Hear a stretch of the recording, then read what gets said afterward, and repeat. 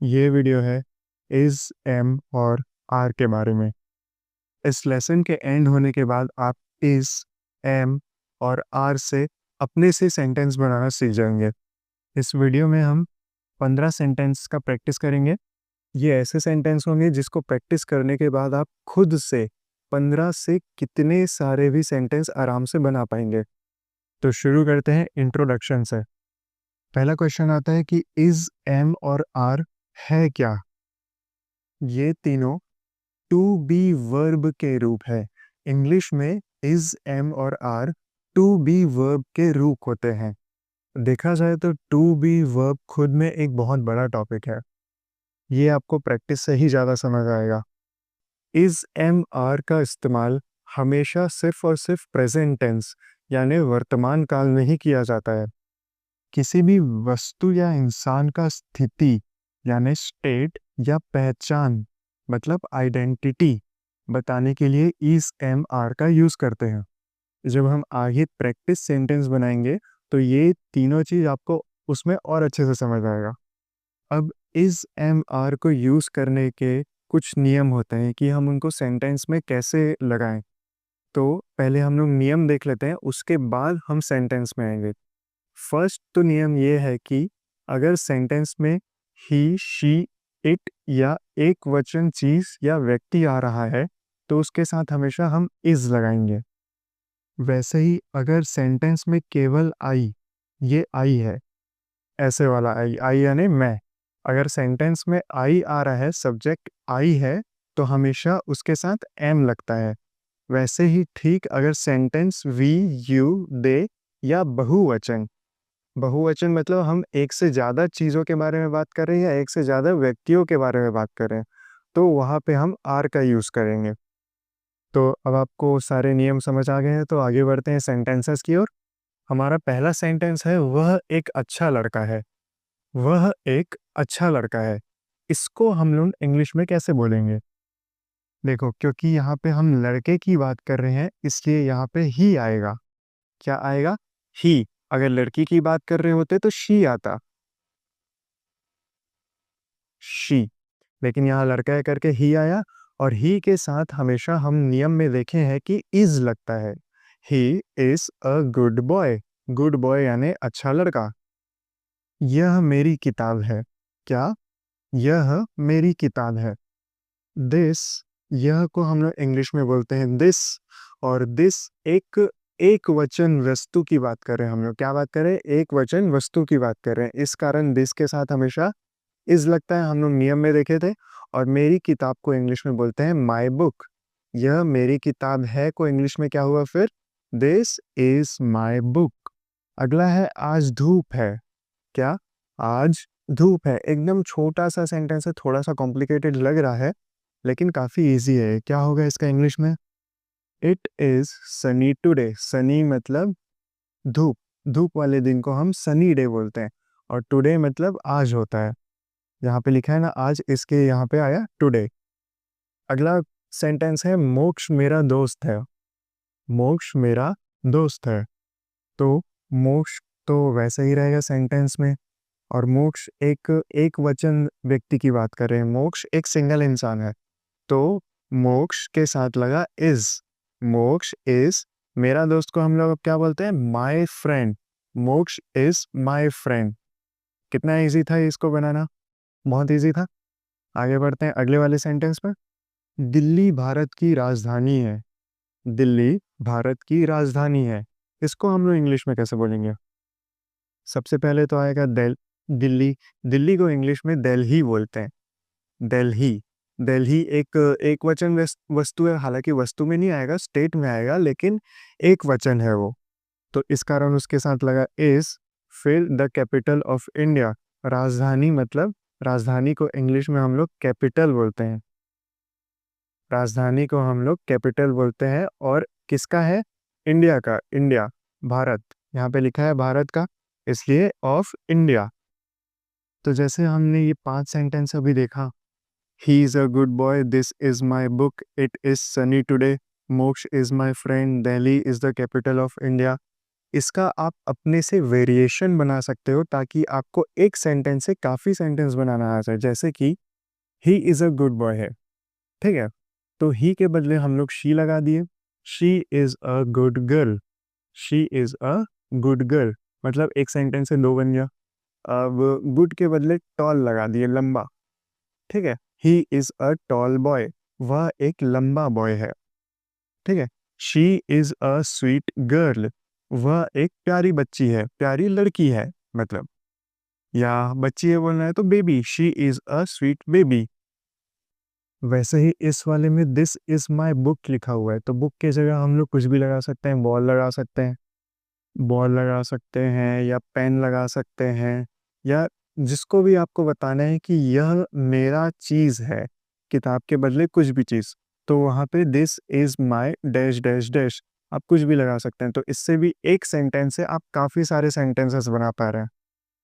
वैसे ही धूप के बदले बारिश हो रही है तो इट इज़ रेनी टुडे। अगर ठंडी वाला दिन है तो इट इज़ कोल्ड टुडे। मोक्ष इज़ माय फ्रेंड, मोक्ष की जगह अपने दोस्त का नाम लगा सकते हैं, या मोक्ष इज़ माय ब्रदर, मोक्ष इज़ माय ओल्ड क्लासमेट, पुराना पुराना क्लासमेट हो गया, ऐसा।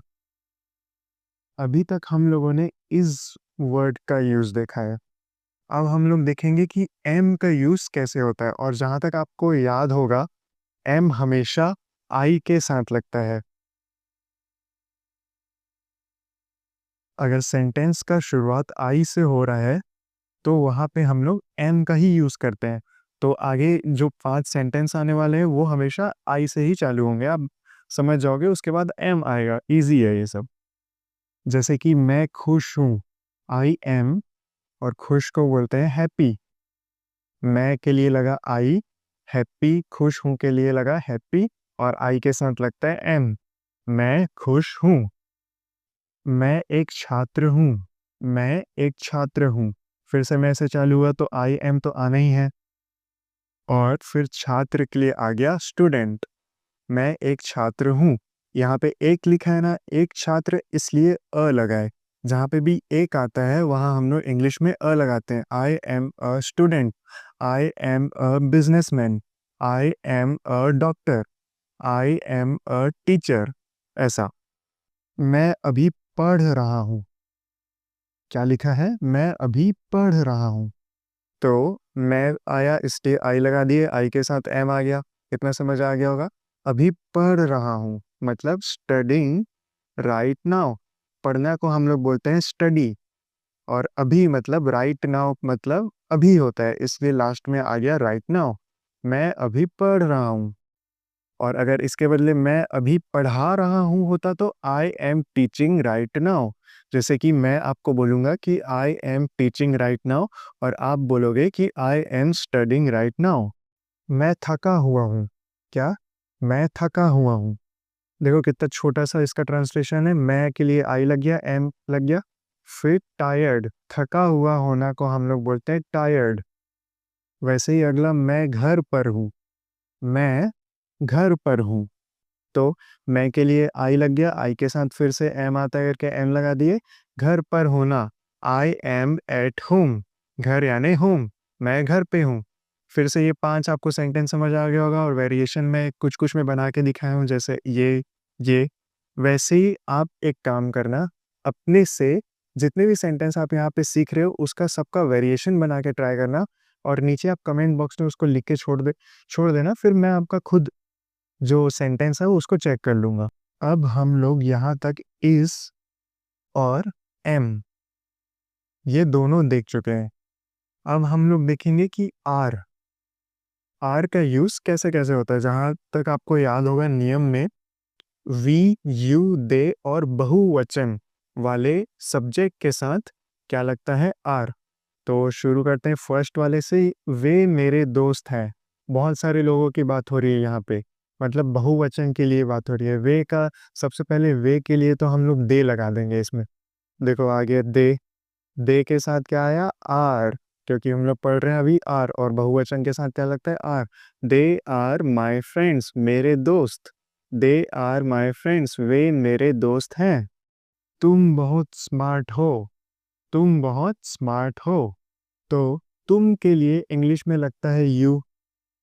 यू के साथ हम लोग नियम में देखे थे कि आर लगाया जाता है, यू के साथ आर लगाया जाता है। बहुत स्मार्ट, बहुत को हम लोग बोलते हैं वेरी, और स्मार्ट तो स्मार्ट ही है, इंग्लिश में ही लिखा हुआ है यहाँ पे भी।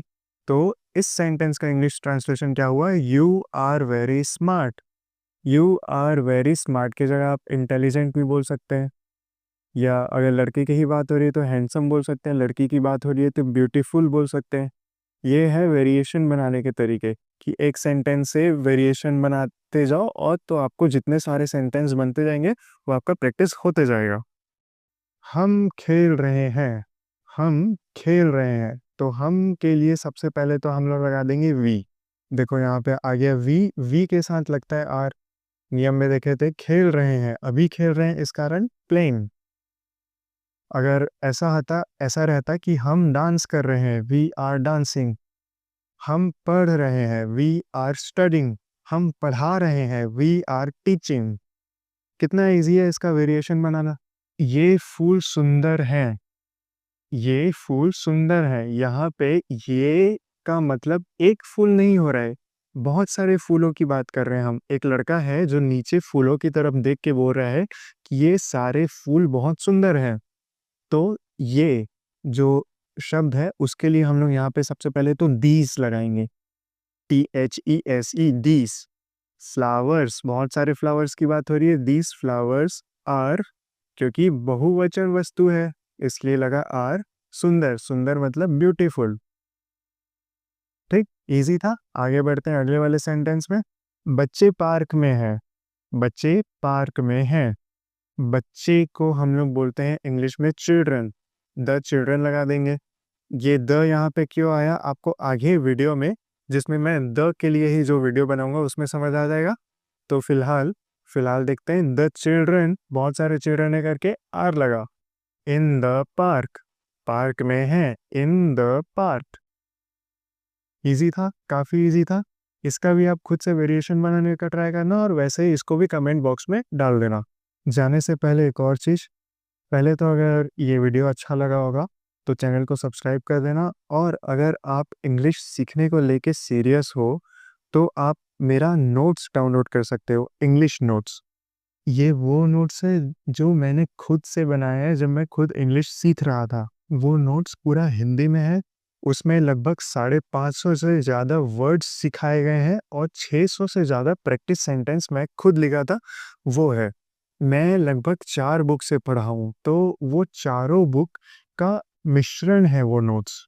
अगर आप बिगिनर हैं, या आपको इंग्लिश बोलने में कॉन्फिडेंस कॉन्फिडेंस लाना है, या आपको इंग्लिश समझ तो आता है लेकिन बोलना नहीं आता है, तो आपके लिए वो नोट्स बहुत हेल्पफुल होगा।